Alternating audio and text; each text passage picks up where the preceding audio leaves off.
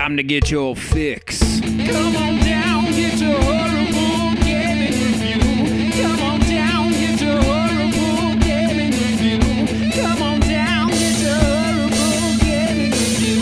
Come on down, get your horrible gaming review. Wow. Hello, my name is Zach Rye with Old Man Gaming. Welcome to another horrible game review. Before I get into it, a few disclaimers. Number one, the word horrible in the title of this video does not necessarily refer to the game or DLC I am reviewing, but much more the video itself. I do snap judgment reviews here. I get about 5 to 10 hours with each game, and I'm just trying to give you an idea whether you're going to like it right off the bat or not. That, coupled with the fact that I think games are one of the most subjective forms of art, I will not be doing a score. Instead, I will be giving you the overview of what the game is. Then I will be telling you the pros and the cons of the game in my point of view, as all reviews are. And then I'll tell you whether I personally will be sticking with this game outside the purposes of this video. So, I am reviewing Panzer Paladin today. And yeah, you're probably wondering, wow, late to the party on this one. Well, I do have to give a quick shout out to Mr. Mike Hoffman, a friend of mine, who had some extra codes, gave them to me, so I got access to a couple extra games that are older, but that I had never played before, so I decided why not put my 2 cents in, and it had been a while since I had done some reviews. So, Panzer Paladin, what is it? It's about an 8/16-bit retro-style side-scrolling game. You play a android girl who pilots a mecha robot. In the game, you'll switch back and forth between the android mode, where she has kind of this like fire whip that damages enemies and also allows her to swing places, but she's smaller so she could get through certain areas. And then you will also play the robot version, which is much bigger, but of course has tons of health and tons of damage.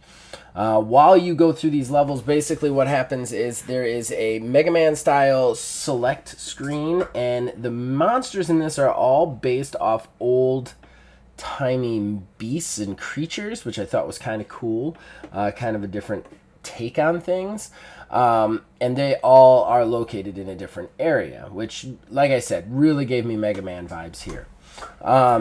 Once you go into the area, you'll be treated to some good old side-scrolling platforming action. As you kill bad guys, they drop weapons for your mecha, which you collect. Just about, I would say every other bad guy at the very least drops a weapon for you to collect. These weapons have different damages, different various advantages, and they break. They slowly lose durability and get destroyed. Between missions, you can head to the lab and melt down weapons you're not planning on using or have tons of extras of in order to upgrade your things like health, damage, stuff like that, which gives it a little bit more of an AARPG feel to it, which is nice. In any case, that's what you're supposed to do. You're supposed to move through these levels, destroying the bad guys, collecting their specific blades, and then moving on to the next bad guy. So yeah, let's get into it. Let's talk about what I think the pros and cons for this game is. I mean, I know I went through the description pretty fast, but it's a pretty simple game on its whole. So let's talk about the pros. The pros, the music is incredible. Out of this world. I was toe tapping the entire time.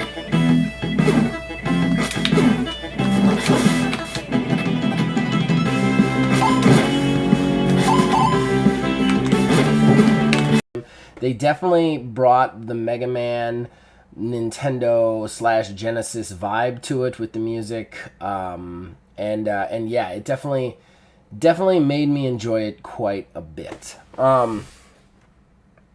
I also liked the boss fights and the creativity of those. I thought they were very interesting and kind of cool. I especially liked what they looked like and how they fought, how they reacted. I thought that was really cool. I specifically only fought the tutorial boss, which was the Horseman, who you end up meeting later, kind of like a Proto Man style thing, and then this dragon that was really fun to fight. The fighting in the game is cool. The jumping is very reactive. It's good.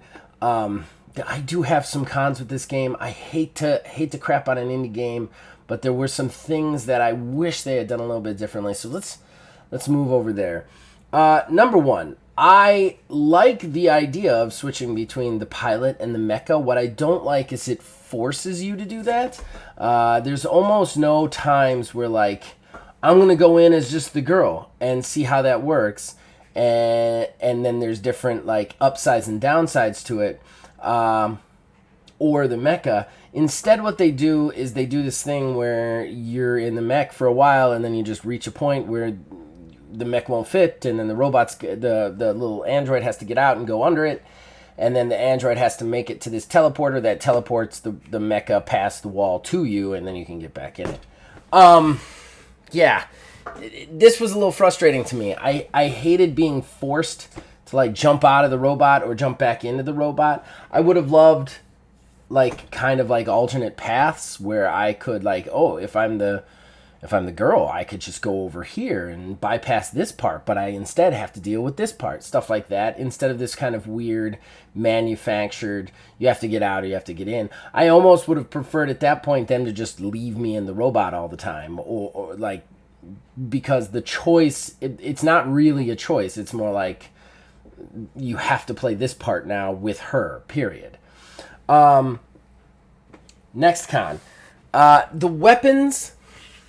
Okay, the weapons are very much like Breath of the Wild. You get a weapon and you use it and it breaks, and no matter how cool it is, like, each one has its own kind of thing. You also have these spells that if you cast the spell, it immediately breaks the weapon, but it does something different. So you'll have, like, a certain type of knife will heal you, a certain type of spear will cast lightning bolts everywhere.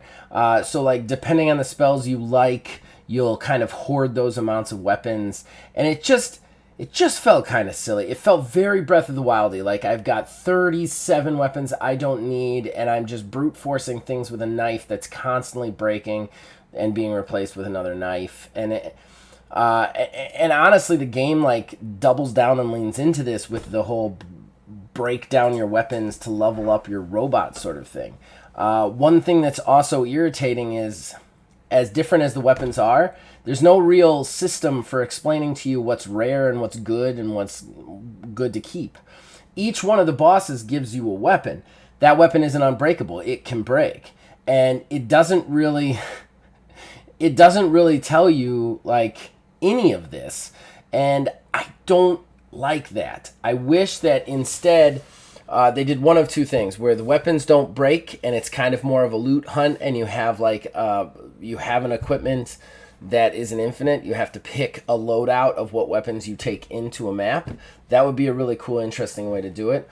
Or at least attach some sort of rarity to the weapons so that we know which ones we should be saving for bigger fights and which ones we should just be tossing at bad guys randomly. The big problem I have with weapon breaking like this, without it ever being able to fix, is it destroys the happiness of the loot.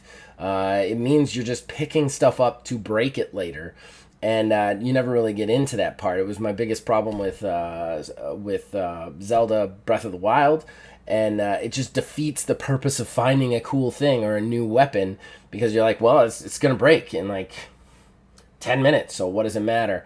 Nonetheless, I think this is, as far as whether I'm going to stick with it or not, probably not. Not because it's a bad game. I urge anybody into the 2D kind of platformer thing to check it out and give it a try.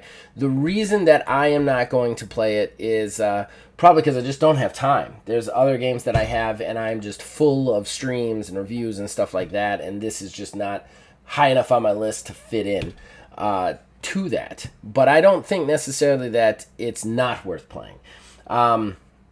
I think it's a very interesting game, and I would personally, I think that, like, I would like to see a sequel more than anything, because I think if they could tighten up the experience a little bit more, it would be a really, really, really cool game. So I hope you guys liked that. I hope you enjoyed it.